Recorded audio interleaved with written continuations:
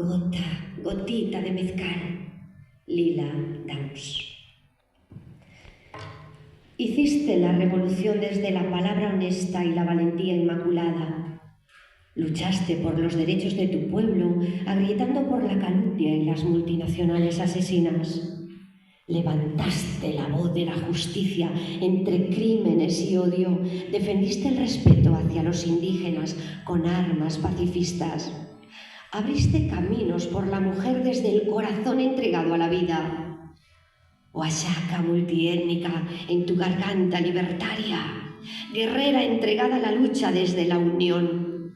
Desde Chiapas a Jalisco, Zapata y el Mixteco, el Zapoteco, el Chontal. Tú alzaste senderos contra el depredador capitalista de la furia. Proyectaste balas honradas desde la fuerza de la tierra. Ni un paso atrás, ni un paso atrás, ni un paso atrás. Y corres hacia adelante en nuestra memoria contra el olvido. Y vuelas hacia el universo con tu sangre que hierve. Gota, gotita, gota, gota de orgullo y honor.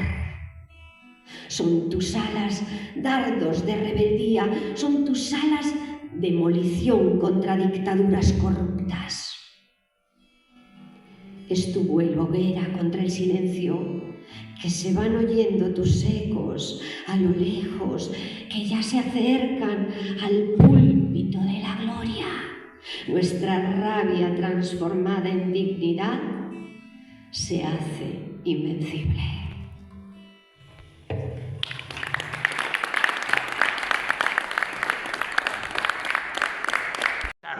Eu aquí con estes dous encantos da xente do redor, xente do mellor. Seguimos sendo xente do mellor, verdade, queridos? Sí. Pois sí, eso, bueno, sobre todo xente do redor, boa xente. Iso polo menos tentamos facelo, verdad, Miguel? É para sempre. É para sempre. Bueno, facedeme unha valoración deste acto, que foi un pouco original, distinto. Como foi? Eu faría unha valoración poética, profunda, do sentimento desta muller, non? Que fai unha poesía neste libro reivindicativa que pon a toda a alma, toda o sangue nesas mulleres que ao longo dos séculos fixeron esa matria da que todos provimos, como di sempre Miguel, sí, da que lle debemos todo, e tamén pois explora cara adiante pois as posibilidades de esas mulleres que aínda non chegaron, pero que terán que facer un novo mundo a traveso deste libro, non? E o fai, pois eso, con forza, con dardo e con pedra, e con valentía e con esperanza, que é moi importante a esperanza. Sí, unha esperanza de que isto tamén pode mudar, non? O sea, que é unha crítica social, pero ao mesmo tempo esperanzada e con forza e garra de a muller que quere cambiar o mundo. E nese vieiro atopará a min para ser tamén unha muller máis que loite por cambiar ese mundo. Sabémolo, Avelino, sabémolo. Mestre? Eu sempre recalcar a valor da muller. A muller como nai de todo, sí, donde nos procedemos, donde lle debemos o que o existir, sí, a vida. Sí. Entón, estes poemas, estas creacións que fixo Yolanda, para min é un berro da muller polo lugar que lle corresponde, que ten que estar, porque sin ela non é posible nada, non é posible o arte, non é posible a cultura, non é posible nada de nada.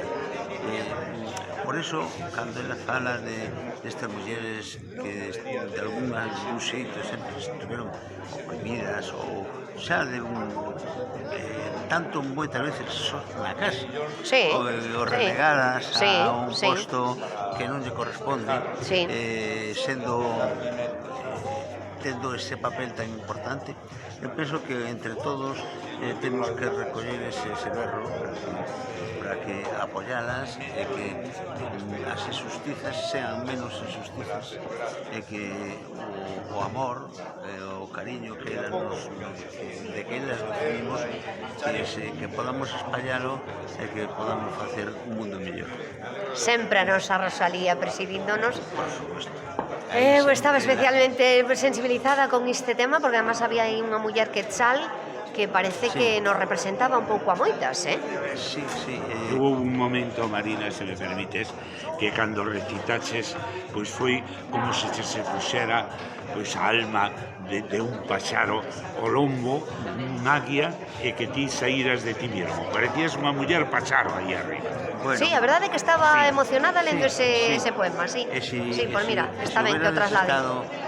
Vivido como vivín esta parte de México, huberades comprendido mellor como esa muller indígena, esa muller nacida da terra, que sempre estuvo sempre a carón de todos os acontecementos, incluso Cortés, que sería sin esa indígena sin esa indígena tan interesante, tan importante na súa vida, todo adiante, entonces non quero dicir nombre neso, pero durante toda a existencia sempre esas mulleres estiveron caladas, estiveron sometidas, sendo elas as verdadeiras artífices dos estados, das cousas, de todo o bo que se fixo na vida. Bueno, pois non é pouco. moitísimas grazas. Nada, alégrome moito que o disfrutarades. Moitas gracias, xente do redor. A ti tamén. Bueno, con Begoña, que ten unha voz preciosísima, que te coñecemos tanto aquí no Liceo. Que te pareceu este acto? Bueno, pues me encantó. La verdad que es la segunda vez que vengo a la presentación de un libro. No estaba muy habituada, pero bueno, me encantó y sobre todo los temas que trata, la forma en que leíste las poesías, todo lo que habéis explicado, genial. Ahora me voy a comprar el libro. Muy bien, así me gusta, Bego. Muchísimas gracias por apoyarnos.